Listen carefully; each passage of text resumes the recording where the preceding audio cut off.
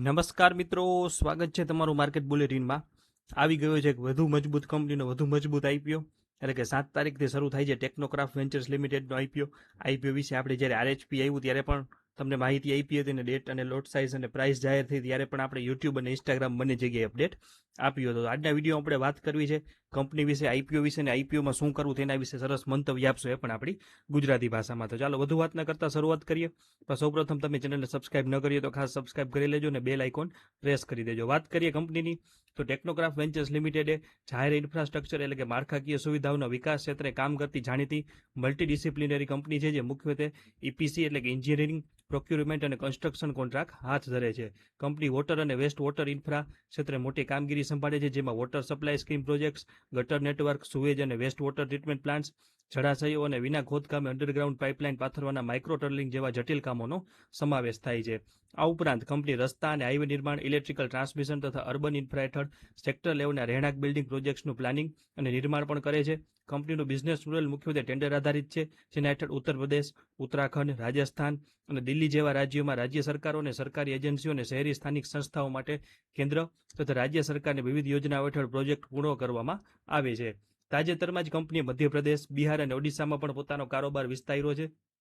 Civil project ડિઝાઇનથી શરૂઆત લઈ અને construction, mechanical, electrical fittings, commissioning અને પ્રોજેક્ટ પૂર્ણ થયા પછી લાંબા ગાળાના સંચાલન અને જાળવણી એટલે કે ઓપરેશન અને મેન્ટેનન્સ સુધીની તમામ સેવાઓ એક છત નીચે પૂરી પાડવી એ કંપનીની મુખ્ય શક્તિ છે. હવે તમને લગભગ કંપનીના બિઝનેસ વિશે ખ્યાલ આવી ગયો હશે.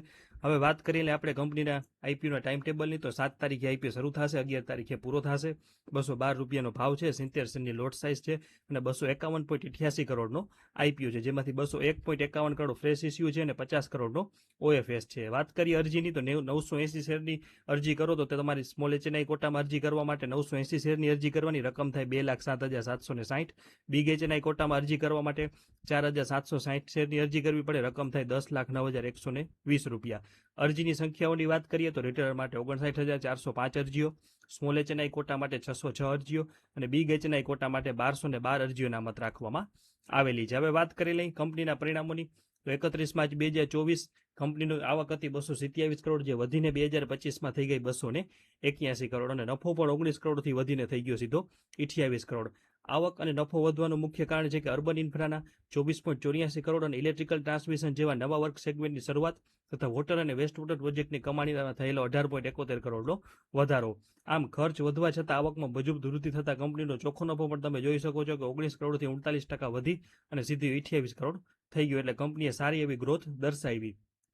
તેના પછીના વર્ષની વાત કરીએ તો 2025-26 તો 281 કરોડની આવક હતી, તે વધીને થઈ ગઈ 347 કરોડ અને 28 કરોડ વાળો નફો થઈ ગયો સીધો 43.32 કરોડ. આ વૃદ્ધિ મુખ્યત્વે વોટર અને વેસ્ટ વોટર સેક્ટરમાંથી થયેલી 294 કરોડની મજબૂત કમાણીમાંથી, જેમાં દિલ્હી, યુપી અને એમપીના 5 નવા પ્રોજેક્ટનો સામેલ છે, અને રોડ હાઈવે પ્રોજેક્ટમાંથી મળેલી 44 કરોડની આવકને આભારી છે. આમ આવકમાં મજબૂત વૃદ્ધિ અને પ્રોફિટ માર્જિનવાળા ઓર્ડર્સને કારણે કંપનીનો ચોખ્ખો નફો 28 કરોડથી 53%થી વધી અને સીધો 43 કરોડની રેકોર્ડ સપાટીએ પહોંચી ગયો. હવે વાત કરી લઈએ આપણે કંપનીના થોડા કેશ ફ્લો સ્ટેટમેન્ટની. લગભગ તમને કેશ ફ્લો સ્ટેટમેન્ટ ગુજરાતી ભાષામાં કોઈ નહીં સમજાવે, પણ આમાં એક કંપનીમાં એક બહુ સરસ મહત્વની વાત છે કે કંપની કાગળ ઉપર નફો દર્શાવવાની સાથે સાથે પોતાના મુખ્ય ધંધામાંથી વાસ્તવિક રોકડ પણ ઉત્તમ રીતે જનરેટ કરી રહી છે. નાણાકીય વર્ષ 2026માં કંપનીનો ઓપરેટિંગ કેશ ફ્લો 28 કરોડ હતો, જે છેલ્લા 3 વર્ષોમાં સતત વધી રહ્યો છે. બિઝનેસ વધતા વ્યાપને લીધે કંપનીએ 7.5 કરોડથી વધુની ઇન્વેસ્ટિંગ પ્રવૃત્તિઓ જેમ કે પ્લાન્ટ, મશીનરી અને ફિક્સ ડિપોઝિટમાં રોકાણમાં વાપર્યા છે, અને 8.5 કરોડ રૂપિયા ફાઇનાન્સિંગ પ્રવૃત્તિઓ એટલે કે બેંક વ્યાજ અને લોનની ચૂકવણી પેટે બહાર ગયા છે.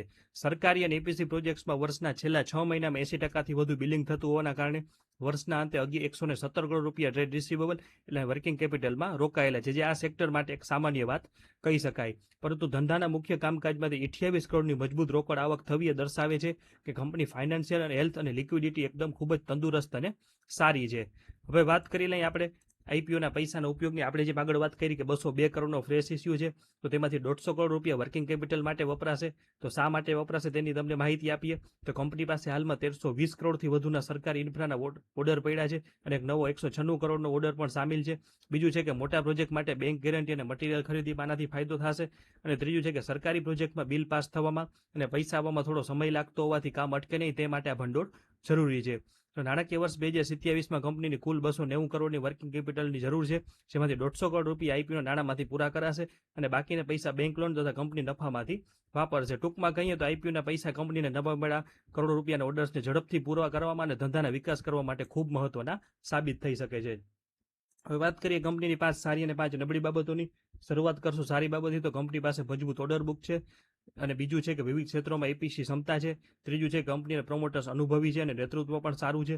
ચોથું છે કે ક્લાસ ઇલેક્ટ્રિકલ લાયસન્સ છે કંપની પાસે. અને પાંચમું છે કે અદ્યતન એન્જિનિયરોની ટીમ છે. સામે થોડી એવી નબળી બાબતો પણ છે, જેમાં પ્રથમ છે કે સરકારી ઓર્ડર ઉપર વધુ નિર્ભરતા, જે આવી કંપનીઓમાં હોય જ છે. બીજી છે કે પેમેન્ટ ચૂકવણીમાં થોડુંક વિલંબનું જોખમ. ત્રીજી છે વર્કિંગ કેપિટલની ઊંચી જરૂરિયાત, જે ઇન્ફ્રા કંપનીઓમાં હોય જ છે. ચોથું છે કે રાજ્યોનું ભૌગોલિક એકત્રીકરણ અને પાંચમું છે કે સીએસઆરના નિયમોનું થોડું પાલન ન થવું. આ લગભગ આવી કંપનીઓમાં આ વાત સામાન્ય હોય છે. હવે વાત કરી લઈ છેલ્લા મંતવ્ય અને વિશ્લેષણની. તો હું વ્યક્તિગત રીતે આઈપીઓમાં ફૂલ ફોર્સથી અરજી કરવા જઈ રહ્યો છું. મારો આ નિર્ણય કંપનીના કાગળ પરના અસલી આંકડા અને મજબૂત ફંડામેન્ટલ ઉપર આધારિત છે. કંપની પાસે હાલમાં 1320 કરોડથી વધુની વિશાળ અને એક્ઝિક્યુટિવ ઓર્ડર બુક છે, જે તેની વાર્ષિક આવક કરતાં 3 ગણી વધુ હોવાથી આગામી 2 થી 3 વર્ષ માટે કમાણીની સ્પષ્ટ વિઝિબિલિટી દેખાય છે. કંપનીનો રિટર્ન ઓન નેટવર્થ રેશિયો 26.5% અને પ્રોફિટ આફ્ટર માર્જિન ટેક્સ 12.5% છે, જે ઇન્ફ્રાસ્ટ્રક્ચરમાં ખૂબ ઉત્કૃષ્ટ ગણાય છે. આ ઉપરાંત પિયર કંપનીની સરખામણીમાં આઈપીઓ લગભગ 19 થી 20 પી ઉપર આવે છે, જે સસ્તો અને વ્યાજબી દેખાઈ રહ્યો છે. અને ફ્રેશ ઇસ્યુના 202 કરોડમાંથી 150 કરોડ સીધા વર્કિંગ કેપિટલમાં જશે, તેથી કંપનીના વ્યાજ ખર્ચમાં બચત થશે અને પ્રોજેક્ટની કામગીરી ઝડપી બનશે. જોકે સરકારી ઓર્ડર ઉપર વધુ નિર્ભરતા હોવાથી બિલ પાસ થવામાં થોડો સાધારણ સમય અને વર્કિંગ કેપિટલ જરૂરિયાત આ બિઝનેસ મોડલનો એક ભાગ છે.